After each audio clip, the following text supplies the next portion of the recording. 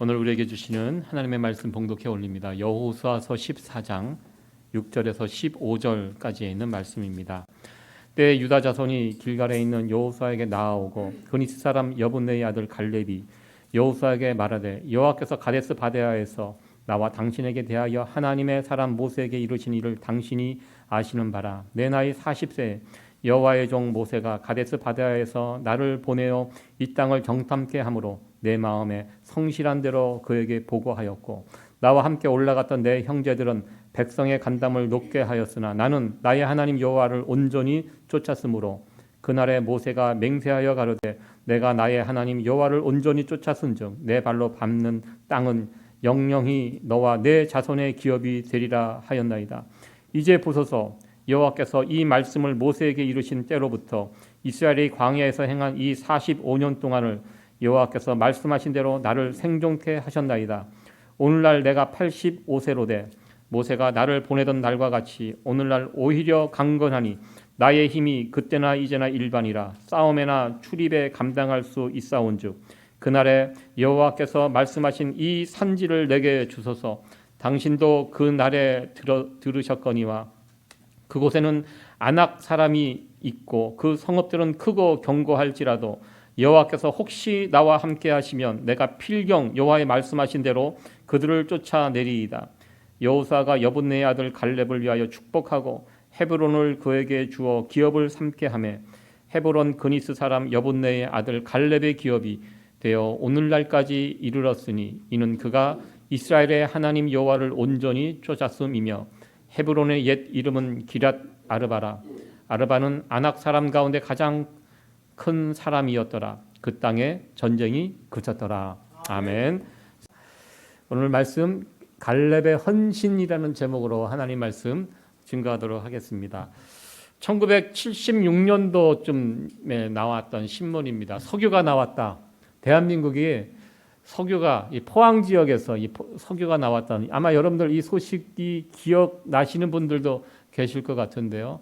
1976년이면 제가 초등학교 한 2학년, 3학년 그때쯤인 것 같습니다. 저도 기억이 납니다. 그때 석유가 포항에서 유전이 발견되었다. 그래서 막 흥분해갖고 막 신문에도 나오고 했던 때가 있었습니다. 드디어 한국이 산유국이 된다. 그때 당시 석유 파동도 있어서 석유가 없는 나라, 석유가 나는 나라, 참 석유가 없는 나라는 석유가 나는 나라를 굉장히 부러워했던 그런 때입니다. 그런데 이 뉴스가 이 신문이 나오고 나서 얼마 안 있다가 한국에 묻혀 있는 그 포항 지역에 묻혀 있는 석유의 매장량이 너무 작아서 석유는 맞긴 맞는데 경제성이 없다, 개발할 필요가 없다라는 그런 다음 뉴스가 나와서 또 전 국민이 실망했던 그런 기억이 있습니다. 그러면서 석유가 나는 나라들은 얼마나 행복할까, 좋을까 그렇게 부러워했던. 왜냐하면 한국은 지하 자원이 특별히 없습니다. 내세울 것이 없습니다. 묻혀 있는 것이 거의 없고요. 오직 가진 거란 사람밖에 없었습니다. 그래서 참 안타까워했던 그런 기억이 있습니다. 그러나 지하 자원이 전혀 별로 없는 우리 대한민국이 어떻게 되었습니까? 그것 때문에 망했습니까? 여전히 대한민국은 석유가 나지 않습니다. 그 땅에서 캐낼 지하 자원도 별로 없습니다. 그리고 땅덩이도 크지 않습니다. 작은 나라입니다. 그리고 그 작은 땅 안에도 농사를 지을 평야지대보다는 오히려 산이 70% 이상입니다. 그런데요, 그 환경적으로 봤을 때는 정말 어려운 환경을 가진 대한민국인데 최근에 대한민국이 선진국 대열에 드디어 합류했다고 세계인들이 인정을 해주고 있습니다. 여러분들 세계에서 석유가 가장 많이 매장되어 있는 나라가 있습니다. 어떤 나라인지 여러분 혹시 아십니까? 미국은 요즘 석유도 잘 안 캐낸다고 해요. 세계에서 가장 매장량이 풍부한 나라는요, 베네수엘라입니다. 1등입니다. 예전 우리의 기준으로 봤을 때 너무나 부러운 나라입니다. 한때 베네수엘라가 잘 나갔습니다.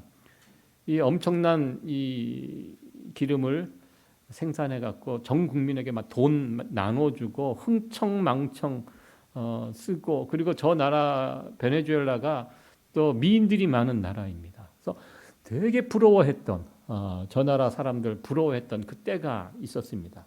그런데 지금은 어떻게 되었습니까? 수백만 명이 탈출하는 나라입니다. 도저히 살 수가 없어서. 그런데 아주 놀라운 일입니다. 가스는 지금도 석유는 많이 매장이 되어 있는데요. 그 줄새 가스가 없대요. 그래서 지금 트럭테어 대신 이제 소를 끌고 가는, 트럭테어에 넣을 가스를, 기름을 구할 수가 없어서 소를 끌고 가야 되는, 지금 사회 시스템이 완전히 무너진 나라가 베네수엘라가 되었습니다. 이 말이 되지 않는 그런 상황입니다. 좋은 땅, 석유가 펑펑 나오는 그런 땅, 지하 자원이 풍부한 땅, 이런 좋은 환경을 가지고 있었는데요. 이런 것들이, 좋은 환경이 꼭 성공을 보장해주지 않는다는 사실을 우리는 세계 역사를 통해서 확인하게 됩니다. 지난 시간에 우리는 여호수아가 이스라엘 12지파에게 땅을 분배해주는 이런 이야기를 살펴보았습니다. 이스라엘 12지파의 땅을 나눠줄 때요, 이스라엘이라는 나라가 참 특이한 나라입니다. 강원도만큼 아주 작은 땅인데요, 남북으로 길게 늘어져 있어서요, 그 안에 참 많은 것이 들어 있습니다. 사막과 같은 그런 땅도 있고요, 그리고 기름진 땅도 있고, 숲이 울창한 땅도 있고, 해안가도 있고, 남북으로 다 해안이 물려 있습니다. 그 작은 땅 안에 하나님께서 주신 땅이 참 특별하다는 것을 볼 수가 있습니다. 그 땅을 이렇게 두루 살펴보면요, 좋은 땅이 있습니다. 젖과 꿀이 흐를 만한 아주 좋은 땅이 있고요, 황무지가 있습니다. 풀 한 폭이 자라지 않는 황무지와 같은 땅이 있습니다. 이 땅들을 12지파 사람들에게 나누어 줘야 합니다. 이거 쉬운 문제가 아닙니다. 왜냐하면 모두가 다 좋은 땅 갖기를 원할 것입니다. 그리고 사람 보는 눈들이 다 비슷합니다. 특별히 한국 사람들은 부동산, 여기 보는 이 눈이 남다른 것 같습니다. 저도 미국에 처음 왔을 때 보니까요, 다 막 땅이 막 보이는 거예요. 막 도로가 막 쭉쭉 나와 있고, 여기가 개발이 덜 된 땅, 앞으로 이곳이 개발될 것 같다, 막 그런 것이 막 보이는 거예요. 왜? 한국에서 살 때는 항상 이 부동산 문제가 전 국민의 관심사 아니었습니까? 어떤 땅이 좋은 땅인지, 또 명당, 뒤에 산이 있고 앞에 강이 흐르고 뭐 이런 땅을 보면, 이 명당, 한국 사람들 명당 얼마나 좋아합니까? 이 부동산에 대한 감각이 우리 한국 사람들 가지고 있습니다. 지금은 돌아가신 저희 할머님께서 배우신 것은 별로 없으시지만 이 부동산에 대한 감각을 가지고 계셨습니다. 저희가 1979년, 80년, 제가 중학생이 되는 그 해에 이사를 가게 되었습니다. 제가 성남에 살았었는데요, 그때 살던 집을 팔고 새로운 곳으로 이사를 갈 때 어느 집을 살까, 두 집이 이렇게 후보지로 나왔었습니다. 그때 저희 할머님이 주장하는 집과 저희 아버님이 주장하는 집이 달랐습니다. 저희 할머님은 딱 보고 모란 쪽에 분당 들어가는, 그때는 분당이 개발되기 전입니다. 그 모란 쪽에 거기에 나온 집이 좋은 집이라고 저희 할머님이 말씀을 하셨습니다.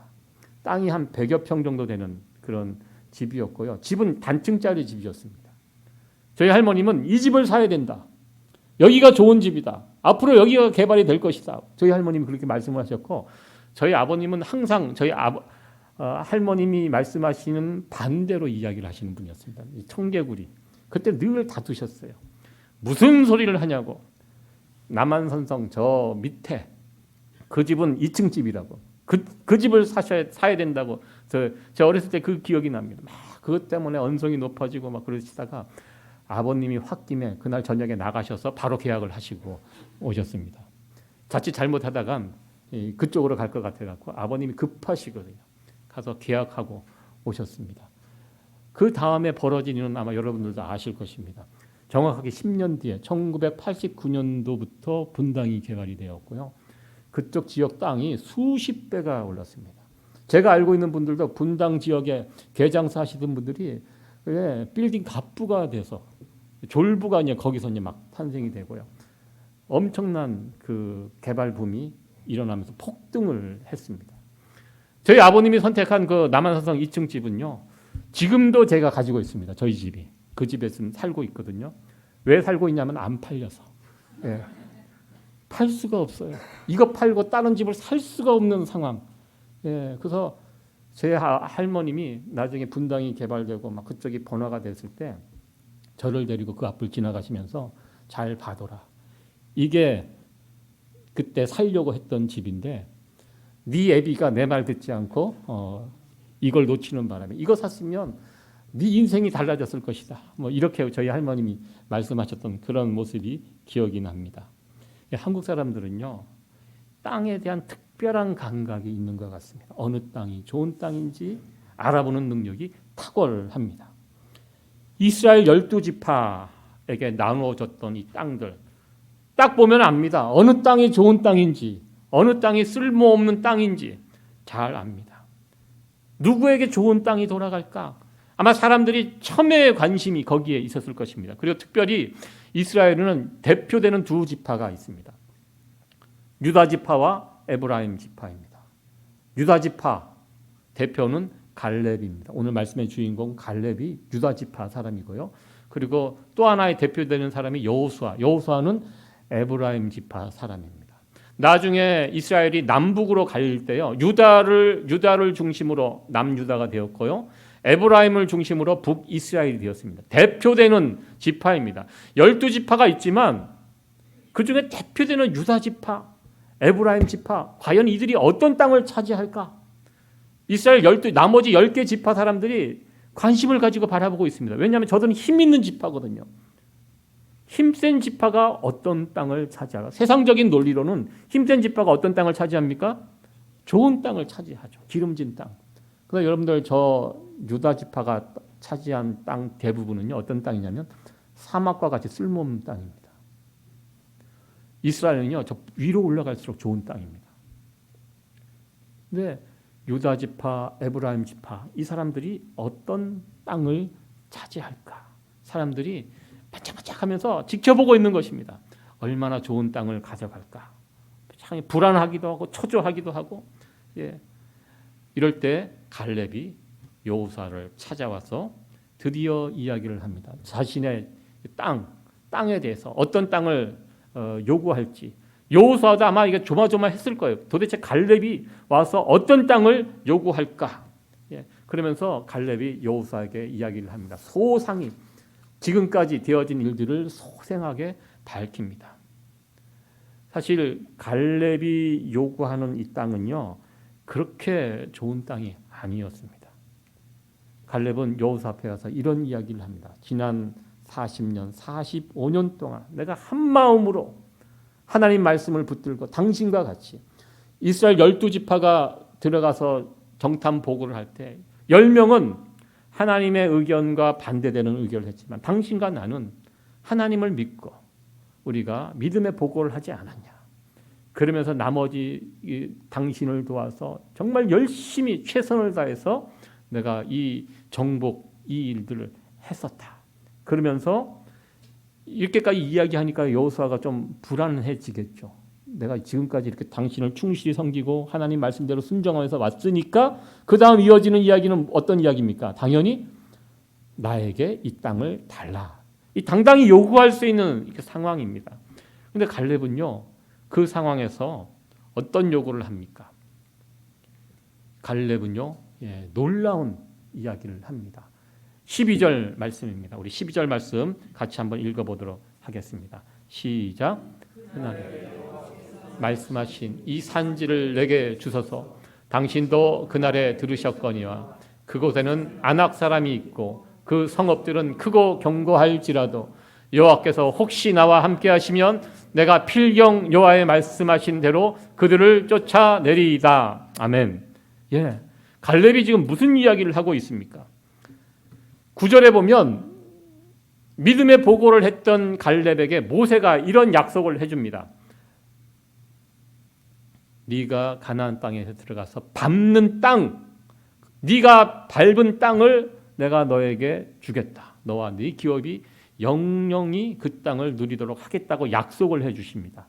모세가. 이 모세의 말은 하나님의 약속입니다. 갈렙은 이 약속을 갖고 있습니다. 그러니까 이게 무슨 이야기입니까? 이 갈렙이 가나안 땅을 밟는 땅은 갈렙 땅이 될 수 있는 것입니다. 그러니까 갈렙이 좋은 땅을 밟으면 그 갈렙 땅이 되는 거예요. 왜? 이것은 하나님이 약속해 주신 것입니다. 그런데요, 이 귀한 약속을 받고 이 약속을 어디에 사용했냐면요, 12절에 지금 갈렙이 선택한 땅은요, 기름진 평야지대가 아닙니다. 산지이고요. 그리고 이미 확보한 땅도 아니에요. 정복한 땅도 아니에요. 아직 여호수아 시대 때 정복할 땅이 아직도 많이 남아있다고 제가 말씀드렸잖아요. 정복하지 못한 땅, 그것도 산지, 그리고 그 산지가 비어있는 산지도 아니에요. 그 산지에 누가 있습니까? 아낙 자손이 있습니다. 세 가지 어려움이 겹쳐있는, 어떻게 보면 정말 좋지 못한 땅입니다. 갈렙이 그 땅을 달라고 요구하고 있습니다. 85세 이 노인, 지금 객기를 부리는 게 아닙니다.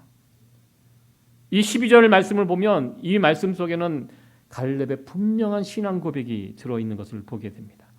우리 하나님께서 나에게 약속하셨다. 내가 밟는 땅, 그 하나님 나에게 주신다고 약속하셨는데, 지금 밟아야 할 땅 가운데 가장 어려운 땅이 무엇인가? 갈렙은 생각했습니다. 저 땅이다.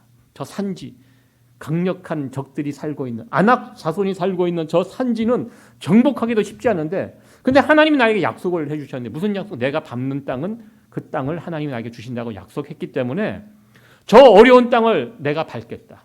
왜? 뭘 근거해서? 하나님의 약속의 말씀이 있기 때문에. 분명히 내가 그 땅을 밟으면 하나님이 나에게 주신다고 약속하셨지 않냐. 그 약속의 말씀에 의지해서 내가 저 땅을, 남들 꺼리는 쉽지 않은 저 땅 내가 차지하겠다. 내가 밟겠다. 지금 이 믿음의 고백을 여호수아 앞에서 하고 있는 것입니다. 13절에 여호수아는 갈렙의 이 요구를 들어줍니다. 축복하며 들어줍니다. 아마 여호수아는 너무 갈렙의 이야기를 듣고 안심하고 감사하고 기뻤을 것입니다. 갈렙이 찾아옵니다. 갈렙은요, 여호수아와 같은 신앙의 어른입니다. 입 다물고 가만히 있어도 여호수아가 알아서 챙겨줘야 돼요. 왜냐하면 갈렙은 보통 사람이 아닙니다. 이스라엘 대표 지파, 유다 지파의 대표자입니다. 이스라엘 대표 유다 지파의 사람을 마음을 서운하게 할 수 없잖아요. 그러니까 갈렙이 그냥 뒷짐지고 가만히 입 다물고 자리만 이렇게 앉아 있어도 여호수아는 이 부담이 될 것 같아요. 땅을 나눠주는데 이 갈렙에게 무슨 땅을 줘야 되나, 어떤 땅을 줘야 되나 부담이 있었을 것입니다. 그런데 갈렙이 찾아와서 자기가 이러한 이 세 가지, 아직 정복하지 못한 땅, 그리고 평야도 아닌 산지, 그 산지 중에 가장 강력한 적이 아직도 있는 그 산지를 자기의 땅으로 해달라고 하니까요, 여호수아가 얼마나 그 이야기를 듣고 감사하고 또 미안하고 또 기뻤을까요? 지금 이스라엘 모든 백성들이 눈을 부릅뜨고 지켜보고 있는 상황입니다. 저 갈렙 정도 되면 정말 좋은 땅 차지해야 할 자격이 충분히 있는 사람인데 과연 어떤 땅을 갈렙이 가져갈까? 나머지 11개 지파 모든 사람들이 초미의 관심으로 지켜보고 있는 상황입니다. 그런 상황에서 갈렙이 그러한 땅을 선택을 하여야 했습니다. 그러니까요, 갈렙이 그 땅을 가져 선택을 했기 때문에 나머지 이스라엘 땅 분배하는 일들은요, 너무너무 쉬운 일입니다. 무슨 땅을 주어도 이스라엘 백성들이 그것 때문에 불만을 누가 품을 수 있겠습니까? 이 땅 분배하는 데서 가장 큰 지분을 갖고 있었던 이 갈렙이 스스로 그렇게 가장 힘든 그 땅을 본인이 알아서 이렇게 선택을 하고 가니까요, 나머지 이스라엘 백성들 땅 분배하는 과정이 너무나 쉽게 아무런 문제 없이 은혜롭게 순탄하게 나머지 일들이 다 진행이 될 수 있었습니다. 저는 갈렙의 이야기를 보면서 생각나는 사람이 있습니다. 벤 구리온이라는 이스라엘의 독립과 그 초대 총리를 했던 분입니다. 이분이 참 귀하고 복된 일을 많이 하셨고요.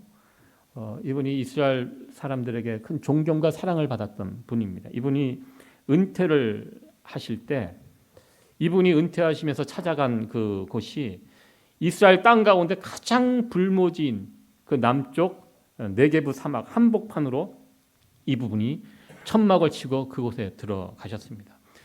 이스라엘의 미래는 이 광야 전 국토에, 우리 국토는 70%가 산이잖아요. 여기는 60% 70%가 광야입니다. 황무지입니다. 앞으로 이스라엘의 미래는 이 황무지에 있다. 이 황무지를 젖과 꿀이 흐르는 땅으로 바꾸는 것이 이 이스라엘의 미래가 달려있다 생각하시고, 이분이 총리를 은퇴하시고 나서 그 네게브 사막 한복판에 들어가셔서 거기서 천막을 치고 집을 짓고 사셨습니다. 그리고 거기서 살다가 죽으셨습니다.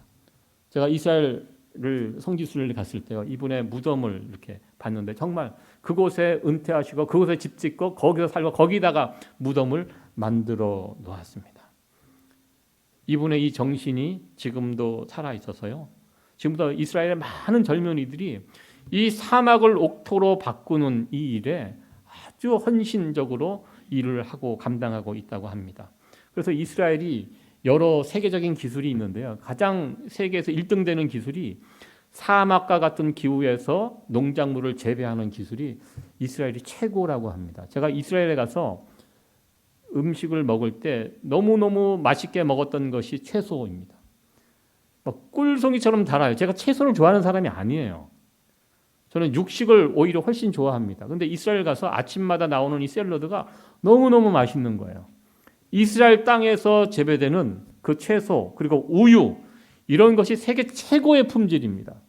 그러니까 그런 쪽에 아주 기술이 아주 발달한 나라가 이스라엘입니다. 그래서 지금도 이스라엘에서 똑똑한 학생들은요, 우리는 똑똑한 학생들 의대 보내고 법대 보내잖아요. 이스라엘은 농대를 보낸다고 합니다. 그래서 농업 기술이 세계 최고인 그 이스라엘의 모습을 보게 되는데, 이것이 바로 이 벤 구리온 이 초대 총리의 정신이 지금도 이스라엘 땅에 남아 있는 것을 보게 됩니다. 이것이 이스라엘의 힘이 되었고, 이스라엘을 안전한 나라로 또 부강한 나라로 세워가는 그 힘이 되었던 것을 보게 됩니다. 말씀을 정리하도록 하겠습니다. 갈렙의 이 희생 정신은 이스라엘을 하나로 만들 수 있었습니다. 우리가 속한 이 공동체를 든든하게 세워가는 그 원리, 우리는 이 갈렙의 이야기를 통해서 배울 수 있습니다. 우리는 다 이런저런 공동체에 속해서 살아가고 있습니다. 가정 공동체, 교회 공동체, 직장 공동체, 나라 공동체, 다 이런저런 공동체에 우리가 속해 있는데요, 공동체를 세워가는, 하나 되어 아름답게 만들어가는 원리는 다 똑같다고 저는 생각을 해봅니다.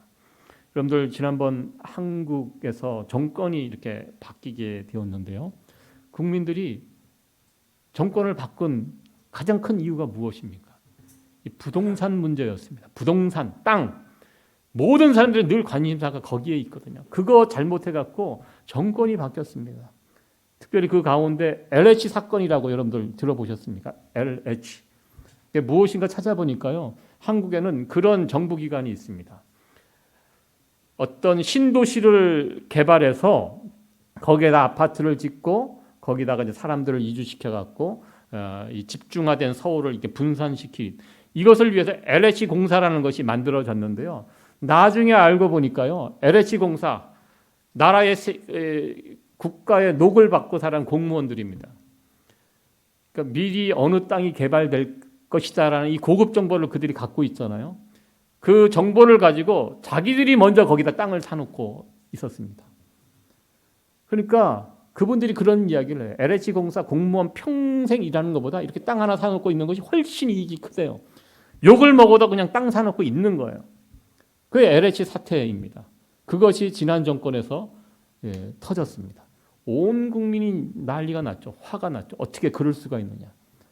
공무원들이 자기가 가지고 있는 그 고급 정보를 가지고 자기 배를 채우는데, 그 땅 사놓으니까요, 그 개발되면 그 땅값이 엄청 올라가잖아요. 그러니까 국민들을 섬겨야 될 공무원들이 자신이 가진 지위와 그 권리를 가지고 자기 배를 채우는데 사용했던 것이 이게 들통이 나면서 난리가 났었습니다. 결국 그것 때문에 정권이 바뀐 것을 또 보게 됩니다. 늘 나라도 가정도 교회도 중요한 원리는요, 이 공동체의 리더들 먼저 헌신하고 손해보고 굳은 일을 먼저 할 때 그 공동체는 건강한 공동체로, 행복한 공동체로 세워갈 수 있습니다. 여러분들 가정에서도 그런 것 같아요. 가정에서 아버지의 역할이 참 중요합니다. 아버지가 제일 힘이 세잖아요. 그 아버지가 그 가정에서 목소리를 낮추고 나머지 가족들을 받들어 섬겨버리면 그 가정은 행복한 가정이 됩니다. 아버지의 권위만 내세우고 가만히 앉아서 아무것도 안 하고 지시만 하면 그 가정은 힘들어집니다. 가정이 어떻게 평안하냐? 그 집 아버지의 역할이 참 중요하다고 저는 생각합니다. 그 권위, 힘을 가진 아버지가 그것을 내려놓고 목소리를 낮추고 나머지 가족들을 잘 따뜻하게 품고 섬겨주면 그 가정은 행복한 가정이 안 될 수가 없습니다. 공동체 리더들이 누릴 수 있는 것들을 다 내려놓고 이 갈렙은 충분히 누릴 수 있는 사람이었습니다. 그런데 그거 하지 않았습니다.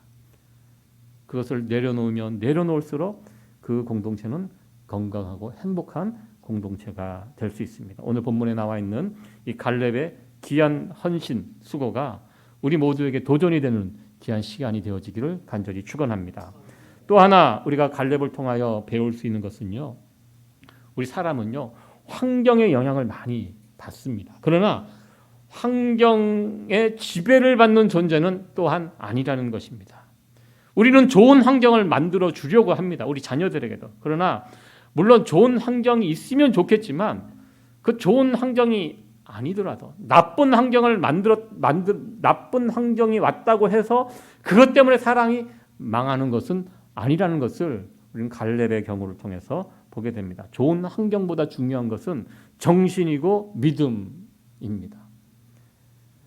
어느 마을에 큰 부자가 있었습니다. 그 부자는 자기의 사랑하는 딸이 있었는데요. 사랑하는 딸 이제 홍기가 차서 시집을 보내야 되는데 이 사윗감을 이제 구해야 되었습니다.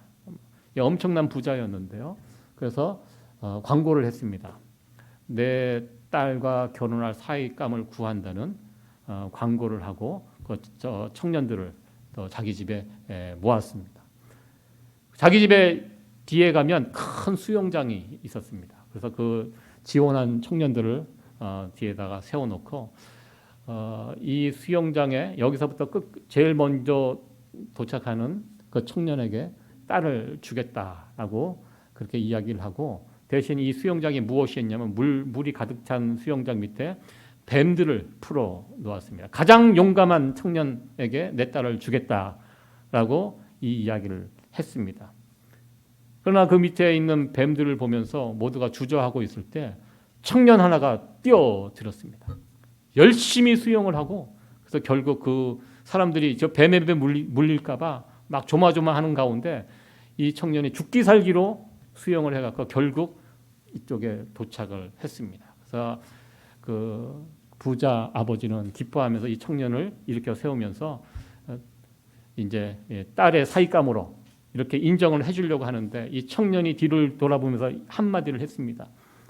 어떤 놈이 밀었어?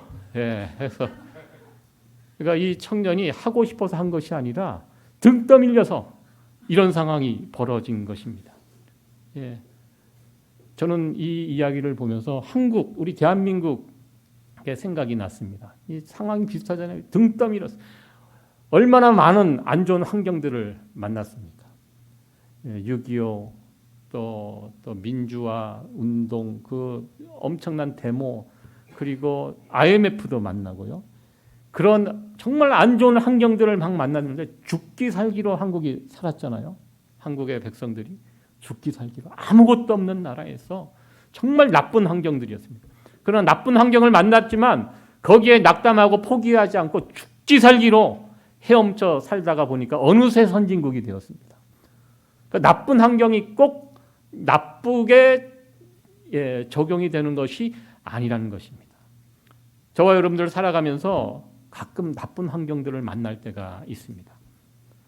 이게 꼭 나쁜 일로 연결되는 것은 아닙니다. 오히려 그 나쁜 환경이 우리를 살리는 환경이 되기도 합니다. 나쁜 환경, 누가 밀어서 물에 빠졌습니다. 어떻게 합니까? 포기합니까? 어떻게든 살아남기 위해서 발버둥을 칩니다. 하나님께 달려가 메어 달리고 기도하고 평온하고 좋은 환경일 때는 그렇게 하지 못하다가요, 이상한 환경, 정말 힘겨운 환경을 만나면 어떻게 됩니까? 정신 차리게 됩니다. 정신이 바짝 돌아옵니다.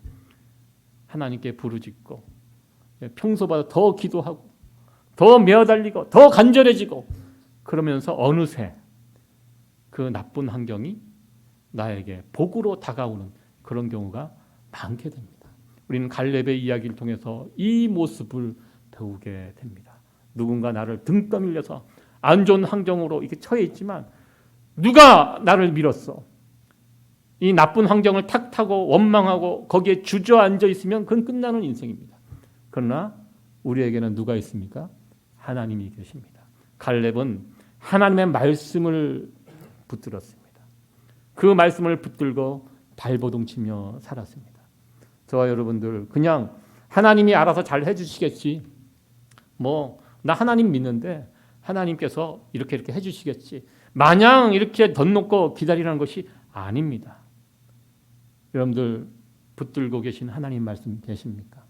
매 주일마다 선포되는 그 하나님 말씀을 여러분 꼭 붙드시고 한 주간 달려가시기 바랍니다. 이것이 우리에게 필요합니다. 우리가 맹탕으로 살아가는 사람들이 아닙니다. 내가 붙들어야 될 그 하나님 말씀, 약속의 말씀을 붙들고 믿음의 발걸음을 내어 디딜 때 우리에게 닥친 안 좋은 환경들도 오늘도 그 환경 때문에, 나쁜 환경 때문에 오히려 내가 믿음의 사람으로, 온전한 사람으로 바뀌어져 있는 우리들을 발견하게 될 것입니다. 이 귀한 은혜를 누리며 살아가는 우리 세이비어 교회 성도 여러분들 되어지기를 간절히 축원합니다. 네.